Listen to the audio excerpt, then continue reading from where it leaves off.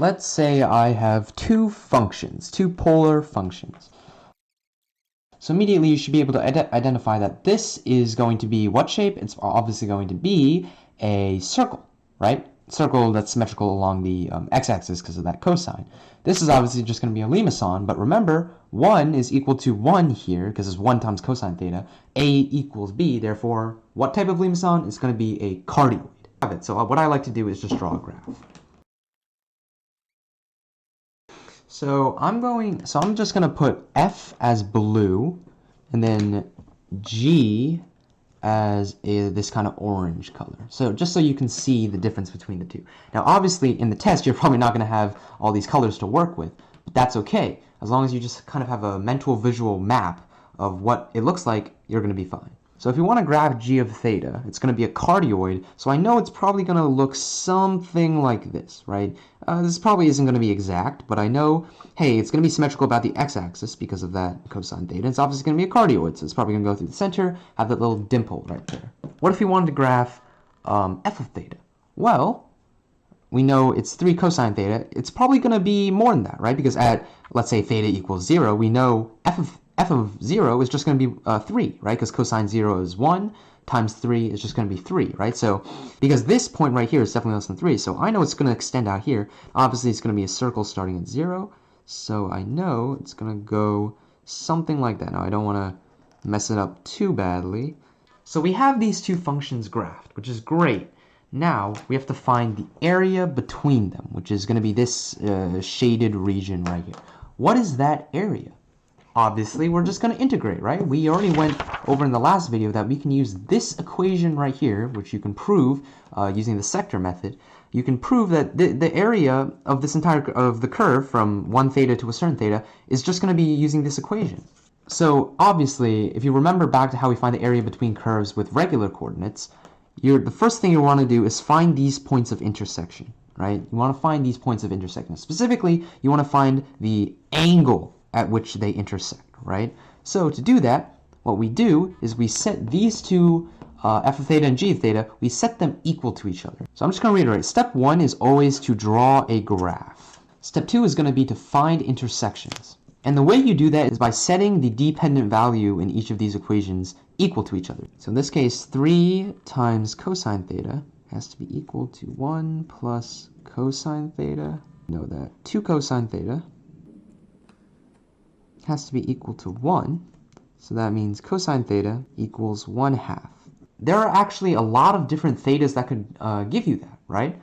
Because we obviously know that theta can be equal to something like, let's say pi over 3, right? Or 60 degrees. Theta can be pi over 3. Or it could actually also be negative pi over 3, right? There's nothing preventing you because cosine negative pi over 3 is still 1/2. If you remember like the unit circle stuff you do, it can also be negative pi over 3. So what you want to do when you find intersections, you want to find multiple intersections. And a good thing about the graph is that it actually gives you a hint as to what other intersections you want to find here. Because obviously, we know here, this is a point of intersection, this is a point of intersection. We know these two angles by symmetry, just by looking at it, right? They're roughly going to be equal, right? The only difference is that one is positive, one is negative. Hence, we have pi over 3 and negative pi over 3.